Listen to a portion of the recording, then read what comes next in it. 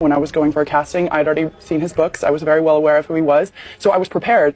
But my agency also poised me, being like, you know, this guy, he's a really good photographer. If you shoot with him, it's going to take you this, and there. And, you know, obviously you want to make a good impression. The silence finally broke in 2010, not through official channels, but through direct confrontation. Rie Rasmussen, a Danish supermodel turned filmmaker, spotted Richardson at a Paris Fashion Week party and decided she'd had enough. At the La Montana nightclub in front of fashion's elite, Rasmussen told Richardson exactly what she thought of him. What you do is completely degrading to women, she told him, not bothering to lower her voice. You only get away with it because you have a camera, lots of fashion contacts, and get your pictures in Vogue. She accused him of targeting young, vulnerable girls who were too afraid to say no. According to Rasmussen, Richardson's response was to literally run out of the club. The next day, he called her modeling agency to complain that she had insulted him in front of clients, what Rasmussen called the most cowardly thing she had ever seen. The confrontation made headlines, first in the New York Post's page 6, then internationally. It opened a floodgate. Jamie Peck, an American writer and former model, came forward with her own story from when she was 19. During a nude photo shoot, Richardson had made a bizarre request involving her tampon, treating her body like a prop for his amusement. He then removed his own clothes and pressured her into performing an intimate act while his assistant photographed everything.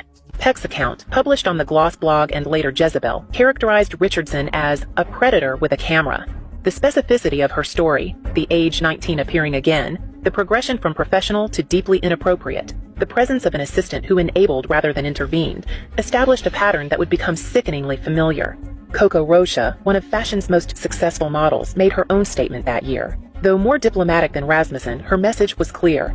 She had worked with Richardson once, didn't feel comfortable, and would never shoot with him again. When someone of Rocha's stature publicly refuses a photographer, it sends a message through the industry. Yet, even as these women spoke out, Richardson continued booking major campaigns. That same year, he was chosen to shoot the prestigious Pirelli calendar, one of fashion photography's most coveted assignments. The industry's response to the allegations seemed to be a collective shrug. By 2014, the fashion world could no longer pretend ignorance. Charlotte Waters, then 24, posted an anonymous Reddit account about a horrifying experience with a famous photographer when she was 19. Though she didn't initially name Richardson, the details made his identity obvious. When she went public with Vocative and Jezebel, her story sent shockwaves through the industry. Waters described arriving for what she thought was a normal modeling shoot. Instead, Richardson allegedly instructed her to perform intimate acts while he and his female assistant watched and photographed.